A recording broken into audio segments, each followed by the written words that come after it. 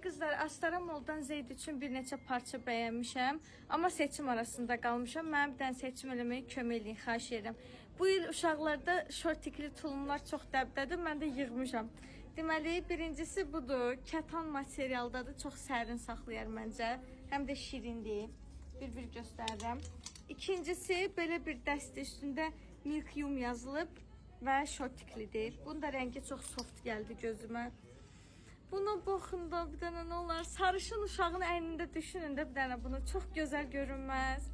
Bunu da saxlayın yadda. Bir də belə şortikli tulumlar seçmişəm. Daha sonra belə bir şortikli tulum.